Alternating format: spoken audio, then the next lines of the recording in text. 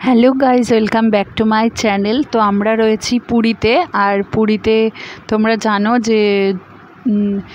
যে হোটেলটায় আমরা রয়েছিলাম সেই হোটেলের উল্টো দিকে কিন্তু আমাদের এই যে বিমলা দেবীর যে মন্দির, অর্থাৎ শঙ্করাচার্যের যে মঠ। তো এখানে মূল যে বিগ্রহটা সেটা হচ্ছে বিমলা দেবীর, আর এই মন্দিরটার মধ্যে কিন্তু বিমলা দেবীকে প্রতিষ্ঠা করা আছে। তো এখানে কিন্তু শঙ্করাচার্যের পুরো মন্দিরের ভেতরে কি কি যাবতীয় আছে সব কিছু তোমাদেরকে আজকে ঘুরে দেখাবো এই ভিডিওটার মাধ্যমে। তো মন্দিরটার চারিদিকে কি কি আছে সবটাই ঘুরে দেখাচ্ছি। তো চলো তোমরা ভিডিওটা ফলো করতে থাকো। তো আমরা সকাল 6টার দিক করে চলে গেছিলাম মন্দিরে। তো ভোর ভোর মন্দিরে যেতে তো ভালোই লাগে, আর মন্দিরটা তখন পরিষ্কার করা হচ্ছিল, দেখতেই পাচ্ছ অনেকে ঝাঁট দিচ্ছে। আর এখানে যে টেবিল চেয়ারের সেটটা দেখছো, এখানেই তোমাদের কিছু ফোন নাম্বার আর কোন হোটেলে রয়েছে এরকম মানে খুঁটিনাটি একটু ইনফরমেশান জিজ্ঞেস করে, আর খাতায় একটা সই করতে হয়। তারপরে তোমরা মন্দিরটা পুরো ঘুরে দেখতে পারো। কিন্তু ওই চেয়ার টেবিলটার বাঁ সাইডেই রয়েছে জুতো রাখার জায়গা, সেখানে জুতো স্ট্যান্ডে জুতো রেখে তুমি পুরো মন্দিরটা কিন্তু ঘুরে দেখতে পারো। তো শঙ্করাচার্যের মন্দিরে তোমাদের চারিদিকটা একটুখানি ঘুরে দেখায়। আর এই মন্দিরে কিন্তু বলে রাখি তোমরা থাকতেও পারবে, এমনকি প্রসাদও পেতে পারবে। তো চলো এখন আমরা নিচে চলে গেছি। আর দেখতে পাচ্ছ সকালবেলা পুরো মন্দিরটাকে কিন্তু সবেমাত্র আর কি ধুয়ে পরিষ্কার করা হয়েছে। তো যেহেতু ভোরবেলার দিকে আরতি করা হয়, পুজোর জন্য প্রস্তুত করা হয়, তো আমরা এখন চলে এসেছি একদম শ্রী গোবর্ধনজির কাছে, অর্থাৎ আমাদের শ্রীকৃষ্ণের একটা মূর্তি গোবর্ধন। আর এই মন্দিরটার নামও কিন্তু গোবর্ধন, এই নামেও কিন্তু আর কি প্রচলন রয়েছে। তো এই হচ্ছে গোবর্ধনজির উল্টো দিকেই রয়েছে আমাদের মহেশ শিব ঠাকুরের মূর্তির, আবার ডান দিকে রয়েছে একদম মূল যে মন্দির, এটা হচ্ছে শঙ্করাচার্য কিন্তু এই আর কি রুমটার মধ্যে থাকতো, এই ঘরটার মধ্যে কিন্তু শঙ্করাচার্য এখানে থাকতো। তো চলো শঙ্করাচার্যের মূর্তিটা তোমাদেরকে দেখায়। এই হচ্ছে শঙ্করাচার্যের মূর্তি, আর এই রুমটার মধ্যে কিন্তু শঙ্করাচার্য থাকতো। তো এইখানে দেখতে পাচ্ছ যে লেখা আছে যে দিস বেডরুম, তো এটা হচ্ছে রিয়েল বেডরুম, এই যে এখানে লেখা আছে। তো এই হচ্ছে পুরো নিচেকার এরিয়াটা। এবার আমরা এখান দিয়ে বেরিয়ে মন্দিরের বাইরেটা প্রবেশ করব। তার আগে তোমাদেরকে এখানটা দেখিয়ে দিই, এটা কিন্তু থাকার জন্য তোমরা নিতে পারো, এখানকার যারা রয়েছে মেম্বার তাদের সাথে তোমরা কথা বলে নিতে পারো। তো এই হচ্ছে নিচেকার ভিউটা।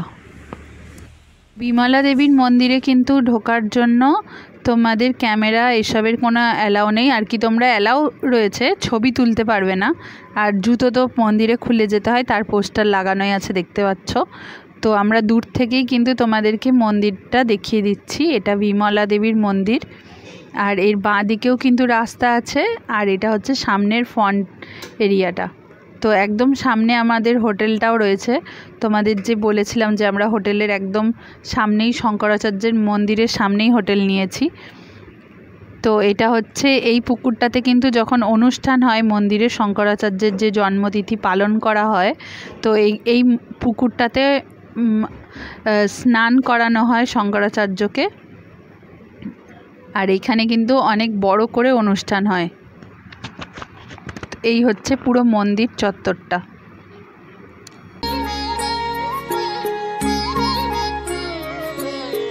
এই যে এরিয়াটা দেখছো, যারা গাড়ি নিয়ে আসতে চাও তারা কিন্তু গাড়ি পার্কিংয়ের ব্যবস্থা পাবে। এখানে কিন্তু গাড়ি পার্কিংয়েরও সুবিধা রয়েছে একদম মন্দিরের ভেতরেই।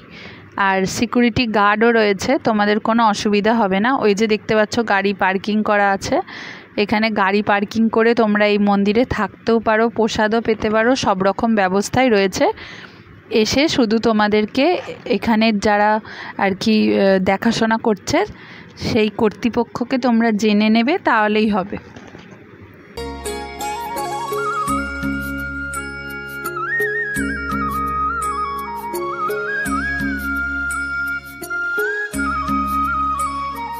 তো সকাল সকাল কিন্তু কাদের দেখা পেয়ে গেছি তোমাদেরকে, চলো দেখাই। এখানে কিন্তু মন্দিরের মধ্যে যে লাল বানরগুলো চলে এসেছে, আর এরা এই মন্দিরে কিছুক্ষণ সময় কাটিয়ে তারপরেই যায়।